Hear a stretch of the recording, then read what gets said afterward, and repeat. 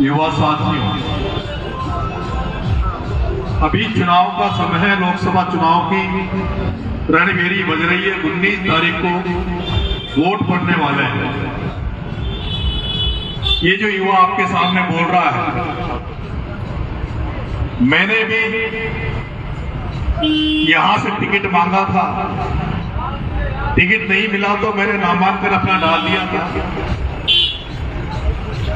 लेकिन जब मैंने नामांकन डाला और जब मन बनाया चुनाव लड़ने का, और नामांकन डालने के बाद जब मैं पूरे इलाके में घूमा, जब कुछ गांव में गया, तो मुझे महसूस हुआ कि हमारे पास समय कम था। लोकसभा एक बड़ा क्षेत्र होता है और पूरे क्षेत्र में पहुंच पाने के लिए बहुत लंबा समय चाहिए था, बड़ी तैयारी हमें चाहिए थी।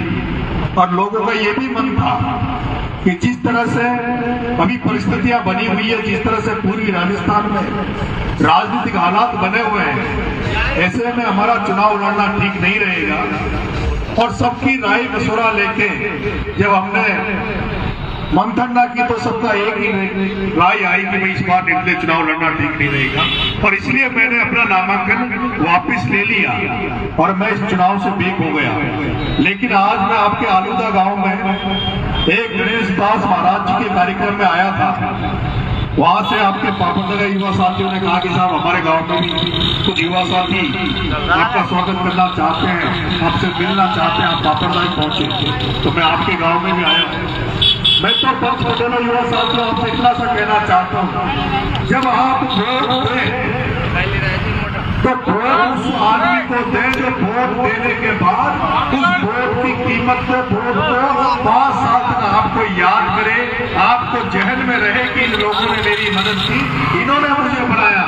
क्योंकि आज अगर कोई राजा बनता है तो वो वोट से बनता है, मतदान से बनता है, पेटी से बनता है। और मैं देख रहा हूँ जैसे ही सिकराई एरिया में घूमते हैं, इस एरिया में घूमते हैं, पूरे खेत सूखे पड़े हुए, बड़क पड़े हुए, पीने का शुद्ध पानी नहीं है, खेतों को पानी नहीं है। लेकिन हम जब एमएलए एमपी बनाते हैं तो उनको ये सोच के बनाए ताकि वो बनने के बाद हमारी लड़ाई लड़े, हमारे खेतों तक पानी पहुंचाने का प्रयास करे, हमारे घर तक शुद्ध पीने का पानी पहुंचाए।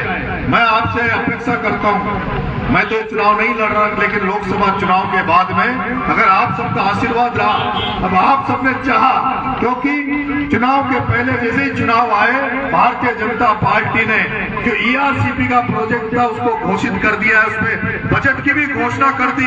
लेकिन अभी तक कोई गारंटी नहीं है कि चुनाव निकलने के बाद वो पैसा धरातल पे उतरेगा कि नहीं उतरेगा, आपके खेतों को पानी पहुंचेगा कि नहीं पहुंचेगा, आपके आसपास के कौन कौन से तालाब हैं जिन पे पानी पहुंचेगा नहीं पहुंचेगा।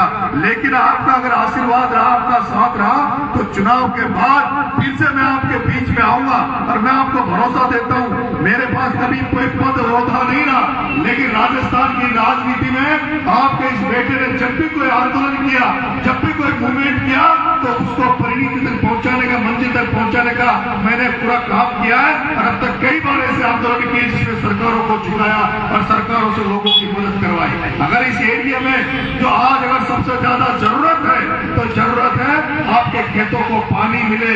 अगर आपके खेतों को पानी मिला, आपके खेत हरे भरे हुए, तो आपके घर संपन्न होंगे। जो यहाँ व्यापारी बैठे हैं, जो दुकान वाले बैठे हैं, उनकी दुकानें भी चलेगी। जब आर्थिक रूप से एक आदमी मजबूत होता है तो उसका असर पूरे क्षेत्र में पड़ता है, पूरे इलाके में पड़ता है। मैं आशा करता हूँ कि जो भी यहाँ से सांसद बनेगा, वो जब सांसद बन के जाएगा तो यहाँ की खेतों की, यहाँ की जो पानी की समस्या है, उसकी आवाज वो दिल्ली तक पहुंचाएगा, ऐसी आशा मैं करता हूं। लेकिन मैं तो अब चुनाव नहीं लड़ रहा, लेकिन चुनाव के बाद में मैं आपके बीच में आऊंगा और पूरी जनता जनार्दन को साथ लेकर, अगर आपका आशीर्वाद रहा, प्रधान साहब से भी मैं यही बात कर रहा था कि आप लोग, हम छोटे छोटे मामलों में आंदोलन करते हैं, छोटे छोटे मामलों में पार्टी के पीछे झंडे उठा के नारे लगाते हैं। अगर हमारे हकों के लिए लड़ नहीं सकते, हमें राजनीति करने का कोई अधिकार नहीं है। अगर हम राजनीति में हैं तो जनता की सेवा के लिए, जनता के कामों के लिए राजनीति करें।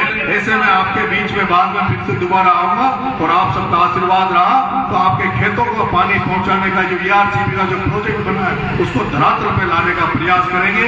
आपका आशीर्वाद बना रहे।